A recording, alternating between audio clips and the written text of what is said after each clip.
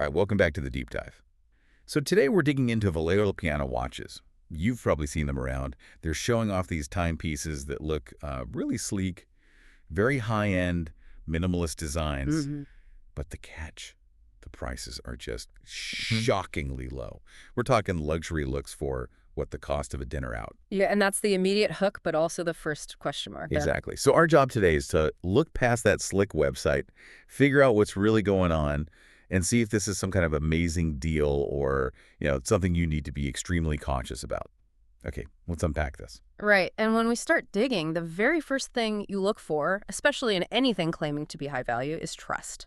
Mhm. And trust comes from transparency. Okay. With Valerio Pianna, what we found is, well, basically nothing. There's almost no verifiable info. Who owns it? Where are they based? How long have they even been operating? It's just a void. And why is that lack of detail such a big deal, specifically for something like a watch brand? I mean, more than just, say, a t-shirt company. Oh, it's crucial. Because with a legitimate watch, especially one hinting at luxury, you're buying into the story, the craftsmanship, the provenance. You expect to know about the movement. Is it Swiss, Japanese, automatic? Where is it assembled? Sure, the details matter. Exactly. The fact that all that foundational info is missing, it tells you straight away they're probably selling an image, not the actual technical quality that would justify even a higher price, let alone a supposed luxury one. And it seems like once people actually try to buy that image, that's when the problems really start. We're seeing reports online, quite a few actually, about major issues. Like what specifically? Things like orders getting delayed forever, Yeah. people saying their watches just never showed up at all, and a really consistent pattern of customer support, just ghosting people. No tracking info updates, no replies to emails.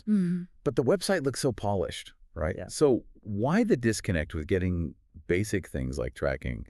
Is it just bad service? Well, it points to something maybe more deliberate than just bad management. If you look at the technical side, the website itself, it has all the signs of being disposable. Disposable? How so? Like the domain name registration. Often, it's incredibly recent, sometimes just a few months old. That's a huge red flag for any supposedly established brand. Right. And scam detection tools, the platforms that analyze websites. They pick up on this short lifespan, the lack of real contact info, and they flag the site. They score poorly because they look temporary, like they could vanish overnight. Okay, so the operation itself seems shaky after you pay. But how are they convincing people in the first place? Marketing must be pretty effective to pull people in despite these underlying issues. Absolutely. And this brings us to the visual side. What's fascinating here is how they create that high-end look. It's not just random nice photos. What are they doing then? It seems like they're using images, really high-quality ones, that look suspiciously like they've been lifted directly from actual established luxury watch brands. You might see the exact case shape of a known German design or the dial layout of a famous Scandinavian brand. So, like, copying. Essentially, yeah. Right. Or at least borrowing heavily. They're grabbing the look of success and quality from others and slapping it onto a product they likely sourced very, very cheaply somewhere else. There's no real social media proof either, no verified customer reviews you can trust. And then there's the pricing. Here's where it gets really interesting, because this seems to be the biggest tell.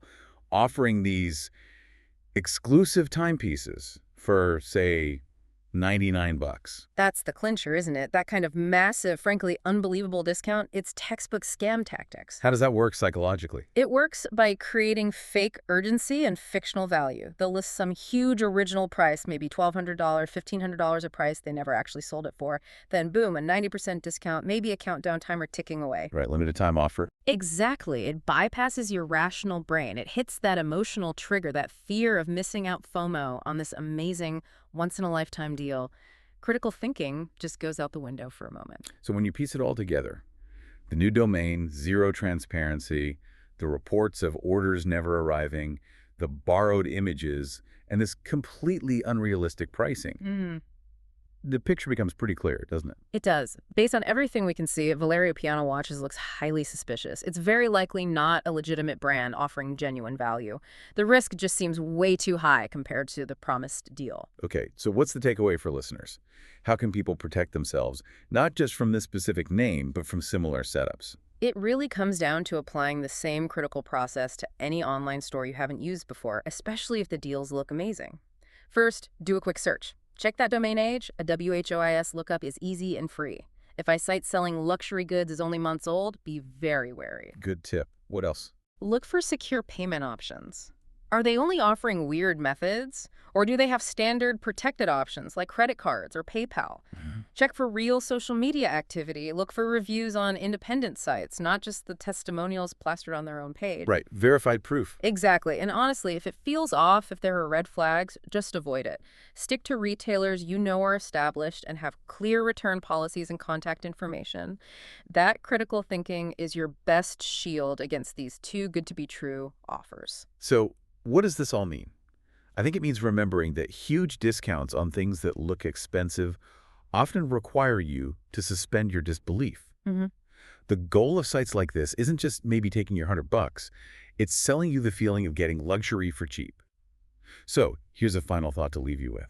When you see that luxury item at a 90% discount, is the real cost just the money you might lose? Or is part of the cost sacrificing your own good judgment for the illusion of a shortcut? Something to think about next time that amazing deal pops into your feed.